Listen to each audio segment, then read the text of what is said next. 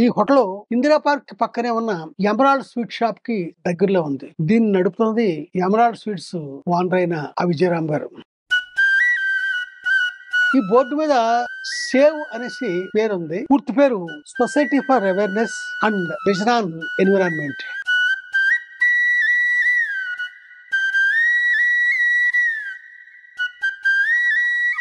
ఆ రోజు ఏం పెడతారో ప్రతిరోజు ఈ బోర్డు మీద రాసి ఉంటది. ఈ వాళ్ళు ఏం పెడుతున్నారో చూడండి. నేతి బీరకాయ పచ్చడి, వంకాయ మసాలా కూర, ఎర్ర తోటకూర పప్పు, కందికట్టు రసం, దేశీ ఆవు పాల పెరుగు, చింతలూరి సన్నాల బియ్యంతో అన్నం, నవారా బియ్యంతో అన్నం, చిట్టి ముత్యాల బియ్యంతో కొత్తిమీర అన్నం, గోవిందభోగ్ బియ్యంతో పరమాన్నం. ప్రతి అన్నం ముద్ద బాగా నమిలి తినే ప్రయత్నం చేయండి. గోవు ఆధారిత వ్యవసాయ ఉత్పత్తులతో భోజనం ఉదయం 11:30 నుండి 2:30 వరకు. పార్సిల్ కొరకు స్టీల్ క్యారియర్ తీసుకురావాలను. దేశీ వరి బియ్యపు రవ్వతో బహురూపి ఉప్మా. ఇక్కడ గోళ్ల మీద కొన్ని బోర్డులు ఉన్నాయి చూడండి. మీ భూమిలో 10% చెరువు, 10% అడవి నిర్మాణం చేయండి. చేతి సంచితో బజారుకు వెళ్దాం, పాలిథిన్ మానేద్దాం. గ్యాస్ ట్రబుల్ కొరకు శొంఠి పొడి లభించును. ఉదయాన్నే ఖాళీ కడుపుతో సగం టీ స్పూన్ 150 ml గోరువెచ్చని నీటితో తీసుకొనవలను. అసలు ఈ హోటల్ పెట్టడానికి కారణం ఏంటో విజయరామ్ గారి మిత్రులైన శ్రీ వెంకటరమణ గారు ఇలా చెప్తున్నారు. 7-8 ఏళ్ల నుంచి మమ్మల్ని ఇక్కడ ఆర్టీసీ క్రాస్ రోడ్స్ లో సివిల్స్ ప్రిపేర్ అయ్యే పిల్లలు చాలా మంది అడిగేవారండి. ఏమని సరైన భోజనం లేక మేము ఓ రోజు చదివితే ఓ రోజు చదువుకోలేకపోతున్నాం అంటే అప్పుడు మాకు అవకాశం దొరకలేదు. అవకాశం దొరికితే స్టార్ట్ చేసాం. యాక్చువల్లీ వాళ్ళ కోసమే స్టార్ట్ చేసాం. అది కూడా వాళ్ళు క్యారేజీలు తెచ్చుకుంటే ఇద్దామని స్టార్ట్ చేసాం. అలాంటిది ఇప్పుడు డైనింగ్ కూడా పెట్టాల్సి వచ్చింది అందరూ అడగడం వల్ల. అలాగే పెంచుకుంటే కానీ మేము మాత్రం సివిల్స్ ప్రిపేర్ అయ్యే పిల్లల కోసమే. ఎందుకంటే వాళ్ళలో ఎవరికైనా ఐఏఎస్ వచ్చినా ఐపీఎస్ వచ్చినా వాళ్ళ గ్రామాల్లో పనిచేస్తూ రైతులకి హెల్ప్ చేస్తారు. ఈ ఫుడ్ తిన్న వాళ్ళని ఎప్పటికైనా. మొన్న ఒక అబ్బాయి వచ్చి చెప్పాడు, ప్రిలిమ్స్ అయిపోయిందండి, ఇప్పుడు ఫైనల్లో ఉన్నానండి, 2 ఏళ్ల నుంచి తింటున్నాను అన్నాడు. నేను అప్పుడు అతనితో అన్నది ఏంటంటే, రేపొద్దు నీకు మంచి పోస్ట్ వచ్చినప్పుడు కొంచెం ఆ విలేజ్ లో ఉన్న రైతులకి హెల్ప్ చేయి బాబు అన్న. అంతే, మా కోసం ఏం చెప్పలేదు, వాళ్ళ కోసం చెప్పాం. శ్రీ విజయరామ్ గారికి గురువైన పద్మశ్రీ సుభాష్ పాలేకర్ గారు ఏం చెప్తారో విందాం. సుభాష్ పాలేకర్ కృషి అనగా ఆవు ఎరువులతో చేసే సహజ వ్యవసాయం. సహజ వ్యవసాయ పద్ధతిలో పండించిన సహజంగా వండిన పదార్థాలతో భోజనం. రండి, ఆస్వాదించండి.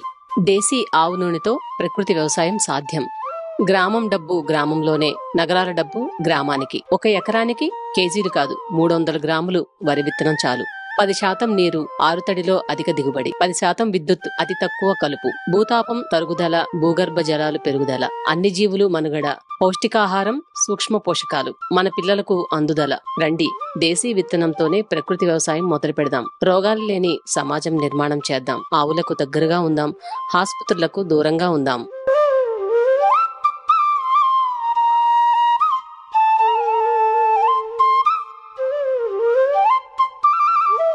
ఎలాంటి ఎరువులు వేయకుండా సహజంగా పండిన బియ్యాలు, కూరగాయలతో భోజనం పెడుతున్నారు ఈ హోటల్లో.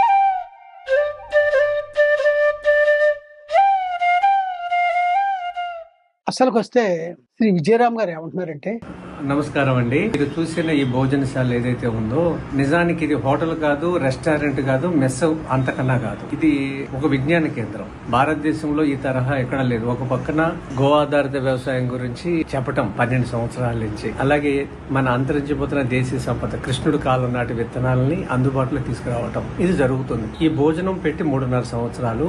ఈ భోజనం ఉద్దేశం ఏంటంటే, మనతో ఉన్న వాళ్ళ సమాజంలో చాలా మంది నగరాలకు వచ్చేసాం. డబ్బు సంపాదన అనుకోండి, చదువు అనుకోండి, ఉద్యోగరీత్యా అనుకోండి, వీళ్ళందరూ కూడా గ్రామంలో ఉన్న పొలాలని అనాథలుగా వదిలేసి వచ్చేసారు. అంటే అక్కడ వ్యవసాయం చేయటం కన్నా ఇక్కడికి వచ్చి ఎక్కువ డబ్బు సంపాదించారు అనుకోవటం ఒకటి, ఆ క్రమంలో భూమిని కౌలుకి ఇచ్చేసారు, లేకపోతే వాళ్ళు విష రసాయనాలతో పంటలు పండిస్తున్నారు. ఇలా కాకుండా నేనేమంటానంటే ఈ భోజనం 45 రోజులు ఎవరైనా తిన్నారనుకోండి, మళ్ళీ మానసికంగా శారీరకంగా వాళ్ళలో మార్పు వస్తుంది. మార్పు వచ్చినప్పుడు ప్రవర్తన మారుతుంది. మీకున్న భూముల్ని ఇలా పాడు చేసుకోకుండా రోజు నా దగ్గరికి వచ్చి భోజనం చేస్తే నాకు ఇష్టం ఉండదు, అలా రావాలని కోరుకోవట్లేదు, అలా రావద్దని చెప్తున్నా. తిన్న తర్వాత మీలో రియలైజేషన్ వస్తే మీ భూముల్ని బాగు చేసుకోండి. ఆ బాగు చేసుకునే క్రమంలో మీ జిల్లాలో ఉన్న రైతుల నెంబర్ మేమే ఇస్తాం, మీకు వాళ్ళు అనుసంధానం చేస్తాం, మీకు అర్థమయ్యేటట్టు చెప్తారు, మేము చెప్తాము, విత్తనం కావాలంటే ఇస్తాము. అలా మేము చేయలేము, మాకు వ్యవసాయం రాదు, రెండోది ఇక్కడ ఉద్యోగం రీత్యా వ్యాపార రీత్యా ఉన్నాము, వెళ్ళడం కుదరదు అనుకుంటే వాళ్ళకి లీజుకోండి. భూమిని పాడు చేయకుండా ఎవరైతే చేస్తున్నారో వాళ్ళ నెంబర్ మేము ఇస్తాం. అలా పండించిన పంటని మీరు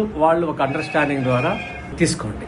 అలా గ్రామంలో వదిలేసి వచ్చి భూముల్ని ఇక్కడికి వచ్చి వ్యాపారం చేస్తా డబ్బు సంపాదిస్తున్నారు. కానీ ఈ భూమి మీద ఎవరు గ్రామాన్ని వదిలినోడు ఎవడు, నగరంకి వచ్చినోడు ఎవడు కూడా ఆరోగ్యాన్ని సంపాదించలేరు కూడా. అందుకనే ఏదైతే మనం వదిలిపెట్టేసి వచ్చేసామో మళ్ళీ తిరిగి అది పొందాలి. తాత ఉన్నంత గట్టిగా మన నాన్న లేడు, మన నాన్న ఉన్నంత గట్టిగా మనం లేము, మనం ఉన్నంత గట్టిగా మన పిల్లలు లేరు. మీ మనవడి పరిస్థితి గురించి నేను ఆలోచిస్తున్నాను. అందుకనే మీ తాత ఎలా ఉన్నాడో మీ మనవడిని అలా తయారు చేయడానికి ఉద్యోగాలు చేసి వ్యాపారాలు చేస్తే ఇక అన్ని అయిపోయిన కూడా నగరాల పట్టున ఏలాడుతున్న వాళ్ళు గ్రామాలకు వెళ్ళిపోయి తిష్ట వేసి మీ మనవడి కోసం మీరు మీ తాత ఎలా బతికాడు, ఎలాంటి ఆహారం తిన్నాడు, ఎలా పలకరించేవాడు, అవన్నీ మీ మనవడి కోసం మీరు చేయాలని కోరుకుంటున్నాను. సాత్వికులు సన్మిత్రులు అయిన శ్రీ విజయరామ్ గారు చెప్పింది మీకు బాగా అర్థమైందని నేను భావిస్తున్నాను. అయితే నాకు కూడా అర్థమైన దాన్ని మీతో పాటు పంచుకుందామని ఈ చివరిలో నేను మాట్లాడుతున్నాను. ఎలాంటి మందులు ఎరువులు వేయకుండా పండించిన బియ్యం కూరగాయలతో చేసిన భోజనం ఇప్పుడు మనం చేసాం కదా, ఆ భోజనం అన్నమాట. అది